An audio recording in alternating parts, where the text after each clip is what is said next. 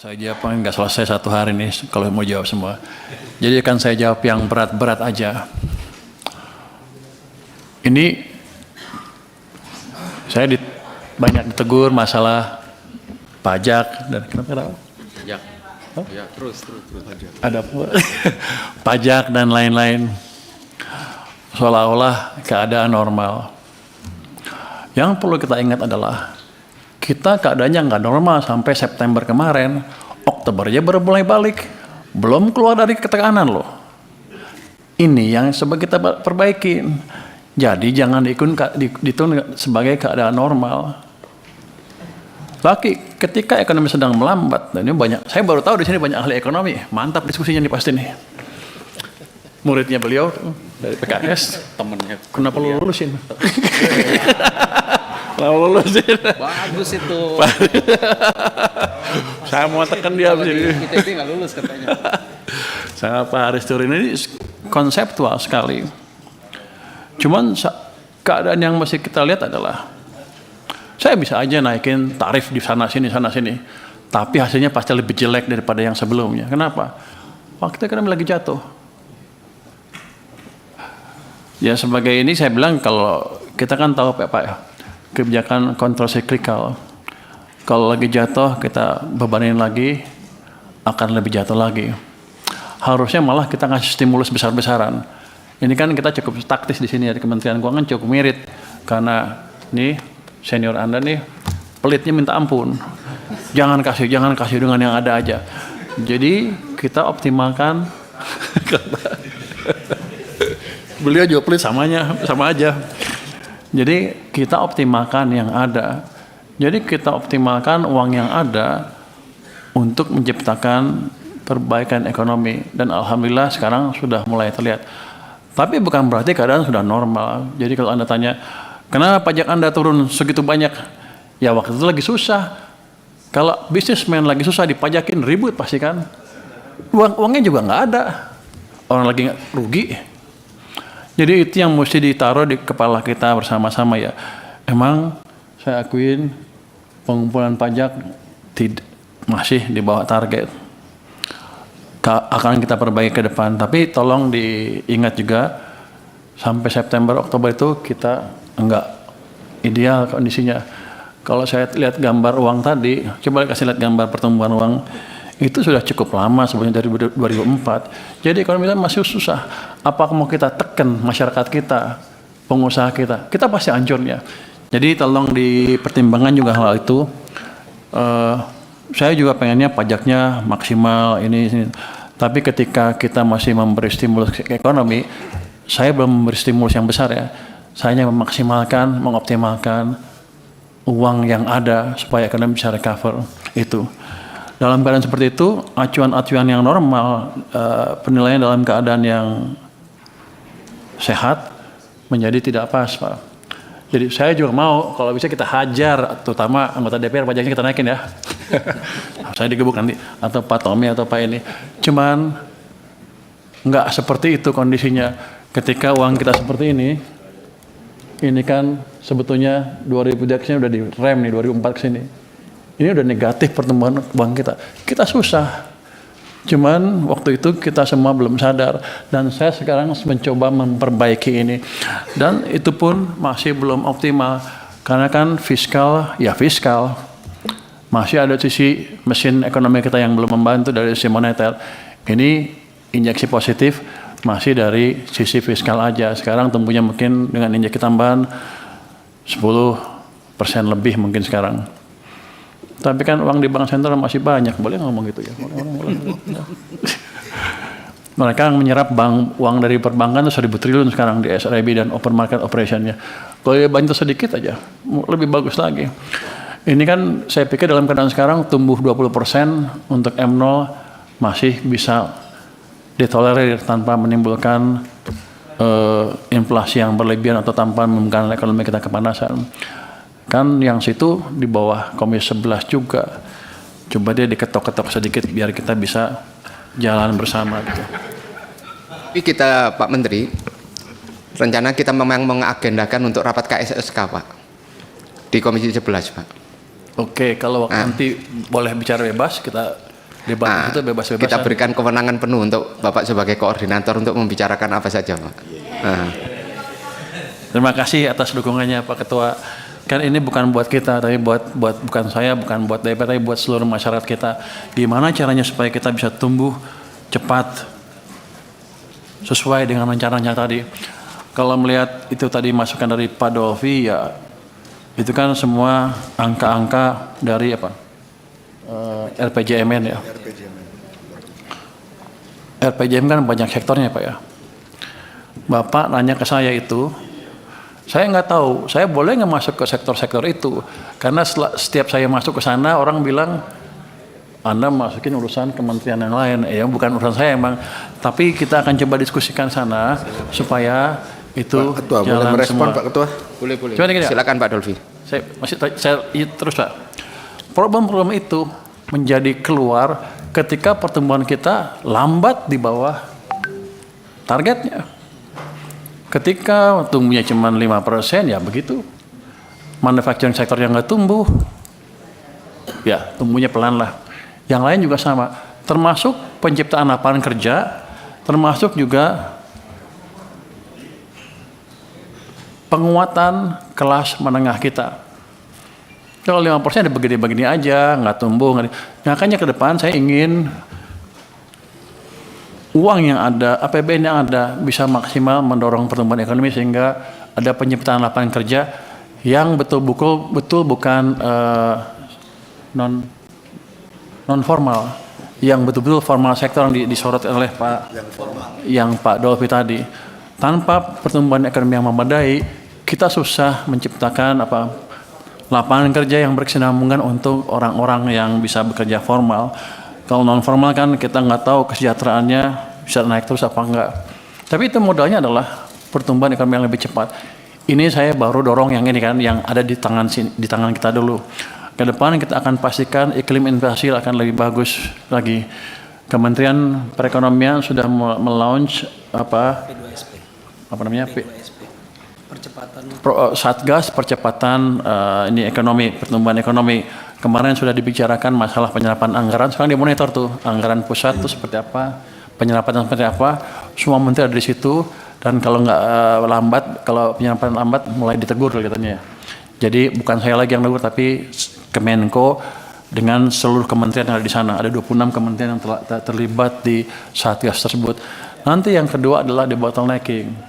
Debottlenecking kita sudah bicara dengan beberapa pengusaha, beberapa asosiasi, dan sudah masukkan keluhan-keluhan mereka dan kita mulai perbaiki. Tapi yang lebih seru lagi nanti ke depan, mulai minggu depan kita akan buka pengaduan khusus untuk para pelaku bisnis yang mengalami gangguan bisnis di seluruh Indonesia. Mereka akan bisa mulai ngadu minggu depan lagi akan kita mulai sidangkan satu persatu, case by case. Kalau di atas kertas kan peraturan gampang kan, bagus, OES ideal. Kalau saya dengar laporan kemarin juga bagus, semuanya lancar. Tapi di lapangannya kan nggak gitu, investor belum masuk ke sini dan kita kalah dengan Vietnam dan lain-lain. Saya harapkan nanti dengan adanya sidang-sidang seperti itu, kita akan betul-betul tangani masalah yang betul-betul dihadapi oleh pelaku bisnis. Dan nanti ada juga di situ ada Pokja 3, kalau ada peraturannya. Kalau di Pokja 2 yang di bottlenecking tadi ada masalah yang ditemukan masalah peraturan, nanti peraturannya dilempar ke Pokja 3. Pokja 3 aja akan memperbaiki peraturannya. Dan kami akan monitor terus nanti dari Pokja 2 gimana implementasi perbaikan peraturannya. Dengan cara itu saya pikir kalau moneternya bagus, optimal, fiskalnya bagus, optimal, belanjanya masyarakat bagus, nanti terus iklim usaha jadi diperbaiki secara terus-menerus ya. Ini kan saya pikir setiap Senin atau Selasa saya akan sidang, kita akan mungkin 7-8 kasus setiap hari itu nanti kita bereskan. Saya pikir akan membaik dengan signifikan dalam setahun iklim usaha kita. Dalam keadaan seperti itu nanti kita baru bisa melihat atau mengharapkan pertumbuhan ekonomi yang lebih cepat. Kalau udah 6%, saya pikir tahun depan udah bisa 6%, nanti baru kita kenakan pajak-pajak tadi itu, pajak-pajak yang selama ditunda. Saya pikir kalau udah orang lebih gampang cari kerja, udah agak makmur sedikit, dipajakin juga nggak akan marah-marah lagi seperti kemarin ketika ekonomi jatuh.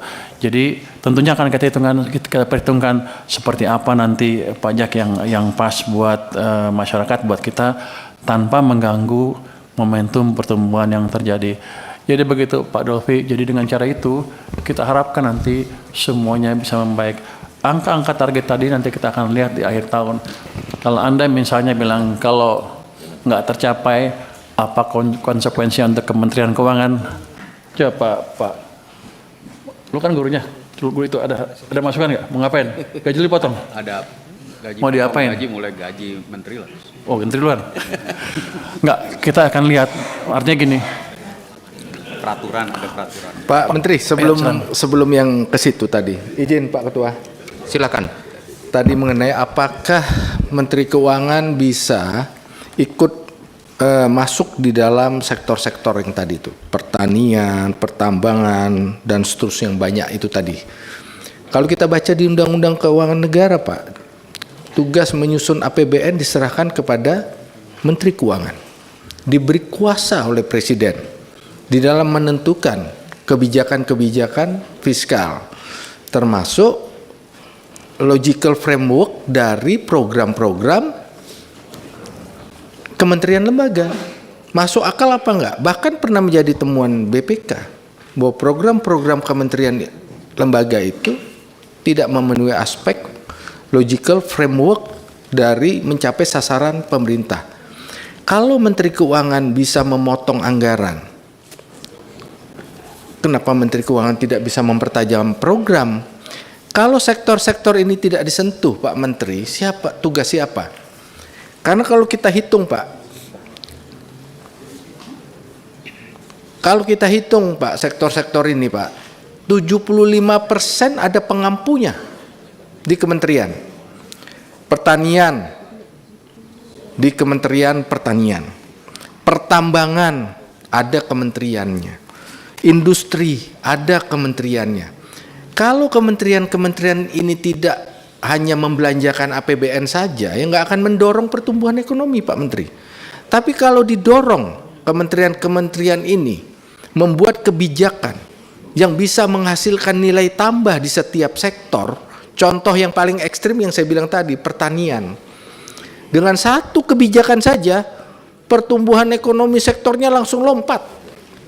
Hanya menyerap gabah petani 6.500 per kilo. Nah, maksud saya sektor-sektor yang lain, kementerian lain didorong Pak Menteri untuk ada kebijakan-kebijakan yang bisa menghasilkan nilai tambah ekonomi. Kalau tidak, seperti kata Pak Aris, konsumsi ya segitu terus. Belanja pemerintah ya mau mengundang investasi, kita tahu problemnya. Undang-undang Ciptaker dari disahkan sampai sekarang, kalau ditanya sudah berjalan 50% berjalan aja sudah bagus. Itu Pak Menteri. Terima kasih Pak Dolfi atas penegasannya. Saya pikir juga tadinya saya boleh begitu. Tapi kan waktu saya gitu banyak yang ribut. Tapi kalau ditegaskan lagi seperti ini ya saya akan lihat lagi nanti. Kita terima kasih atas dukungannya saya pikir. Emang harusnya sih kita bisa kontrol paling enggak uangnya dipakai yang betul dan bisa menghasilkan impact ke pertumbuhan ekonomi yang baik. Jadi terima kasih atas dukungannya Pak. Kalau kita memberikan dukungan Pak, karena instrumen yang Bapak gunakan masuk ke mereka itu adalah instrumen Bapak bagaimana APBN itu dibelanjakan dengan benar. Instrumen itu boleh Pak, dan itu kewenangan Bapak. Karena instrumen yang Bapak gunakan adalah instrumen di wilayah kewenangan Bapak dalam rangka APBN digunakan dengan benar. Termasuk Bapak mengontrol APBN ini sudah berapa jauh besaran serapannya. Itu Pak. Itu menurut saya sangat luar biasa Pak. Gitu. Silakan dilanjut Pak. Terima kasih atas dukungannya Bapak Ketua dan Pak Dolfi. Kami akan jalankan sesuai dengan petunjuk barusan. Saya pikir kementerian lain akan gonjang-gonjang sedikit nanti. Ya. Untuk restitusi tadi dari Pak Haris, restitusi cukup besar. Yang penting kan memang nilai netonya kan. Saya dapat masukan juga rupanya restitusi yang tahun ini itu restitusi dari 2 tahun sebelumnya yang ditangguhkan. Jadi tahun depan mestinya akan lebih kecil dibandingkan dampak negatifnya yang tahun ini. Jadi 2 tahun lalu ditangguhkan, ditaruh semua di tahun ini. Jadi turun ke bawah banget itunya netonya gara-gara itu. Tapi ya nanti akan kita perhatikan juga restitusi seperti apa prakteknya yang baik, karena kelihatannya beberapa juga yang beberapa tempat Interupsi yang, Pak Menteri. ya. Tadi menarik itu Pak, restitusi 2 tahun sebelumnya ditahan nilainya mencapai berapa ya Pak? 250 Pak. 250. Jadi 2 tahun restitusi 2 tahun yang lalu. Iya, pemeriksaan atas 2023, 2024. Ya lanjut Pak. Itu saya baru sadar juga, tadinya saya pikir kalau gitu dicicil setahun aja, tapi udah keluar semua. Begitu saya masuk tinggal sedikit yang tersisa, ya saya nggak bisa apa-apa lagi untuk itu. Tapi ke depan akan kita pastikan BKF akan ikut campur juga dalam hal pencairan restitusi ya. Lo apa? Oh, DJSF. Biar keren namanya, jadi DJSF akan ikut serta lagi untuk supaya restitusinya bisa berjalan lebih tertib. Terus untuk penempatan dana yang Bapak kritikan undisbursed-nya 35%, ya undisbursed karena mereka masih punya Lain. ketika itu kan lain ya Pak, ketika ekonominya melambat ya begitu. Tapi kita paksakan itu jalan, ketika uang masuk di sistem itu harus jalan, nanti undisbursed-nya harusnya makin lama makin berkurang. Memang banyak yang kritik katanya undisbursed-nya tinggi, kenapa Anda taruh uang lagi lebih banyak, pasti nggak berfungsi. Tapi kan kalau lihat hasilnya, kelihatannya berdampak juga dan cukup signifikan. Artinya teori-teori ekonom yang Bapak dengar itu salah teorinya. Saya tahu beberapa ekonom ngomong gitu, mengkritik saya habis-habisan di awal, tapi kan dampaknya beda tuh. Kita lihat hasilnya aja. Kalau saya jelasin teori mereka juga nggak ngerti. Jadi kita lihat hasilnya, memang berdampak. Dan ini eksperimen yang sudah kita lakukan berkali-kali dan saya yakin ke depan harus kita jaga terus. Dari Ibu Putri tadi ada yang Papua ya Bu ya, yang 36 orang 35 miliar. Saya sudah diperintahkan Presiden untuk membereskan itu. Saya sudah sanggupi beres, LPDP kan bereskan. Pak Darto beresin ya, hubungin, katanya Mendagri akan ngubungin saya, tapi sampai baru minggu lalu sih Pak Mendagrinya belum menghubungi saya, tapi begitu dia menghubungin kita bereskan itu. Jadi terima kasih atas concernnya. Yang transfer ke daerah ya. Jadi gini, apa dukungan pemerintah pusat supaya transfer ke daerahnya baik dan arti uangnya nggak numpuk gitu. Saya pelajarin salah satu penyebabnya adalah mereka takut kenapa uangnya numpuk ya sampai akhir tahun kan. Walaupun seperti sekarang udah dipercepat, tuh setiap tahun tuh mereka ada sekitar 100 triliun uang nggak kepake.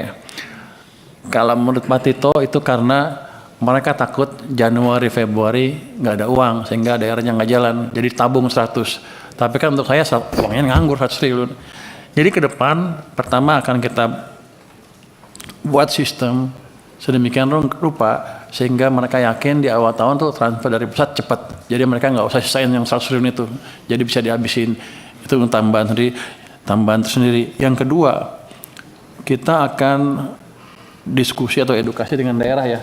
Kita akan kirim orang-orang ke daerah supaya mereka mengerti betul bagaimana cara menganggarkan dan bagaimana cara belanjanya sehingga itu akan lebih cepat, nggak harus tunggu-tunggu lagi. Jadi komunikasi dan edukasi dengan daerah akan lebih ditingkatkan sehingga nanti tahun-tahun ke depan belanjanya akan lebih tepat waktu. Tapi tentunya nggak bisa tahun ini kan baru latihan. Saya harapkan akhir tahun depan akan seperti itu sistemnya. Sehingga nanti tahun 2026 nggak ada uang yang kebanyakan nganggur di sana dan di akhir tahun pun hampir bersih. Adapun sedikit kali pasti ada sedikit sehingga uang transfer ke daerah akan lebih signifikan lagi dampaknya ke perekonomian. Untuk yang magang SMK ini kan programnya Menaker ya. Ada. Pak Su ada. Iya, sepertinya ada. Itu bukan SMK, pelatihan khusus. Tapi nanti kita akan coba usulkan juga ke Menaker untuk memikirkan yang lulusan SMK. Tapi kalau yang vocation sudah ada program khusus lagi dari Presiden yang cukup signifikan. Tapi saya pikir betul juga SMK harus diperhatikan. Dan yang paling penting adalah gini, kita ciptakan lapangan pekerjaan buat SMK itu. Itu kalau ekonominya tumbuhnya kayak sekarang ya susah. Tapi kalau ke depan saya pikir lulusan SMK juga akan segera dapat kerjaan dengan relatif mudah dibanding dibanding kemarin-kemarin. Untuk Pak Kandaya dari Gerindra, senior saya nggak boleh ngelawan beliau, biar gimana, beliau dari senior saya, junior sama menghormati senior. Tapi barusan menurut Bapak, Pak Dolfi menghormati saya nggak Pak? main. Just senior sedikit. Oke, nggak bercanda. Jadi banyak anak yang kerja di luar negeri itu karena kegagalan kita menciptakan lapangan kerja di dalam negeri. Waktu pertumbuhan ekonomi lambat seperti itu kemarin, ya iya seperti itu. Jadi ada salah persepsi di antara ekonom kita bahwa tumbuh 5% adalah maksimal buat kita. Di atas 5 diperlambat lagi ke 5. Padahal kalau lihat koefisien teknik kita masih tumbuh 6,7% atau lebih untuk menyerap tenaga kerja yang masuk ke usia kerja. Jadi Pak, kita harapkan nanti dengan berhasilnya program-program yang dijalankan oleh Pak Prabowo dengan perbaikan investasi, dengan optimalisasi belanja pemerintah, optimalisasi manajemen fiskal dan moneter, harusnya kita bisa lebih baik lagi. Ketua, sedikit. Mengenai yang kerja di luar negeri, kalau menurut saya, ya selain di dalam negeri, ke luar negeri juga didorong. Karena apa? Yang penting kan kesejahteraan. Mereka kenapa keluar? Karena mereka UMR misalkan di Jepang tuh 49 juta, Korea 30 juta.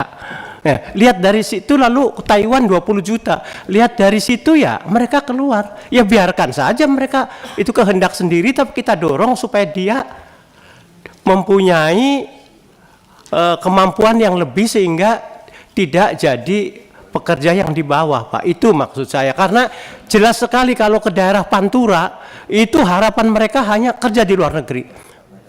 Kita contoh lah kayak negara-negara katakanlah Filipina, Aljazair, apa itu kesejahteraannya didapat dari kerja di luar negeri. Nah itu yang jadi kalau menurut saya yang penting itu sejahtera dulu. Terima kasih atas masukannya Pak. Pak Presiden sudah membuat program vocational yang cukup besar tuh kosnya untuk welder, hospitality dan lain-lain diperkuat nanti tahun depan mulai berjalan sehingga mereka bisa dapat kerjaan lebih layak. Tapi itu kan jangka pendek Pak. Jangka panjang kalau orang Amerika lebih bagus, misalnya negara Amerika lebih bagus dari kita, apa orang kita ke sana semua? Harusnya gini, harusnya kita membuat Indonesia kayak Amerika sejahteranya. Itu yang kita kejar dalam beberapa tahun ke depan, 10 tahun mungkin. Jadi target kita bukan mindahin orang ke sana supaya di sana hidup enak, tapi kita membuat di sini bagus suasananya sehingga di sini kita juga bisa hidup lebih enak tanpa harus keluar negeri. Kalau ke sana itu masalah pilihan atau keluar negeri libur lah, boleh lah. Kira-kira gitu Pak. Ini diisi di kepala saya isinya kira-kira gitu Pak. Sebagai orang ITB Pak. Bapak orang ITB juga kan, sebagai senior. Pasti Bapak mendukung saya Pak. Yang illegal thrifting dari Pak Torik tadi yang bayar 500 juta per kontainer, ada oknum-oknum bea cukai yang terlibat. Begini Pak, Kalau orangnya nggak ada, nggak usah dijawab Pak.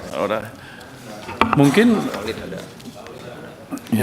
ya siapa lagi yang ada? Nah. Udah. Saya pikir demikian Pak Ketua, sedikit jawaban dari kami. Tadi Pak, masalah Kortek Pak belum Pak. Kortek. Oh Kortex. Kortex tuh sedang diperbaiki oleh kita kan. Sebenarnya Kortex udah jauh lebih baik sekarang kan. Tanggal pertengahan bulan Desember akan dikasih kodenya. Kenapa kita nggak bisa masuk ke bawah? Kan ada 3 layer interface di tengah-tengah sama yang programnya, aplikasinya. Source code yang di bawah itu nggak bisa kita otak-atik dulu sekarang karena masih terikat kontrak. Tapi yang 1-2 sudah beres. Yang bawah pun sudah diperbaiki dengan cara kita investigasi kesalahannya di mana kita minta LG memperbaikinya dengan cepat. Saya pikir dalam waktu dekat Kortex sudah akan siap 100%. Mungkin Pak Dirjen bisa memberikan tambahan. Izin Pak Menteri, sebenarnya kemarin juga sudah kami jelaskan ke Pak Fauzi. Jadi hari ini Pak sudah kami tes 25.000 ngehit bersamaan. Alhamdulillah lancar, 25.000 sudah submit bukti potong. Concern dari Pak Fauzi kemarin sudah kami koreksi Pak. Jadi memang untuk pendaftaran sukarela dari wajib pajak Pak, itu memang harus wajib pajak yang mendaftarkan Pak. Tetapi mereka sudah masuk ke dalam sistem kita. Nah apabila, gini, tahun ini Pak 2025 memang yang diwajibkan adalah pajak badan korporasi yang jumlahnya itu sekitar 2 jutaan Pak, yang aktif itu hanya sekitar 1 jutaan. Nah tahun depan Pak ini memang agak challenging karena wajib pajak orang pribadi itu diwajibkan untuk menggunakan Cortex karena sudah tidak bisa lagi menggunakan sistem lama. Migrasi itulah Pak yang kami dorong, dan itu sifatnya karena voluntary compliance, self-assessment, lagi-lagi memang wajib pajak yang harus mendaftarkan diri sendiri Bapak izin. Tapi kami selalu mendorong, kami berikan coaching klinik, kami berikan sosialisasi, kami berikan email blast, kami berikan simulasi di website kami, dan hampir semuanya Pak yang coveragenya sudah ada 13 juta activities yang ngehit ke masing-masing channel tadi Bapak izin laporan. Cukup ya? Mungkin demikian dari kami Pak, kalau ada yang masih mesti jawab, kami jawab. Sedikit aja Pak Menteri, ini tadi kan tentang 200 triliun ini tadi sepertinya kan bisa mengatasi kekeringan likuiditas. Kalau diukur kontribusinya terhadap pertumbuhan ekonomi yang 200 triliun itu berapa ya Pak kontribusinya?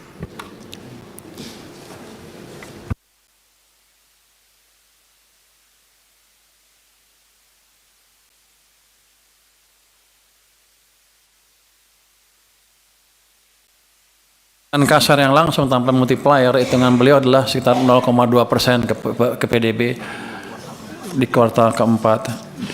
Jadi dengan yang lain-lain kita optimis triwulan keempat bisa tumbuh 5,6 sampai 5,7%. Dan bukan itu aja sebenarnya ada dampak susulannya ketika mereka mulai optimis karena ada uang di sistem, yang lain juga akan bergerak. Saya pikir nanti itu yang akan memberikan momentum ke ekonomi kan untuk tumbuh lebih cepat lagi di tahun 2026. Makasih Pak Menteri. Sedikit pimpinan kanan. Saya ingin mempertanyakan sedikit Pak kaitan dengan, bukan ke pertanyaan sih, lebih ke arah penjelasan. Kenapa kur super mikro ini angkanya kecil sekali ya Pak ya? Dari total 40 juta pelaku usaha mikro itu Pak, kita cuma 350 miliar.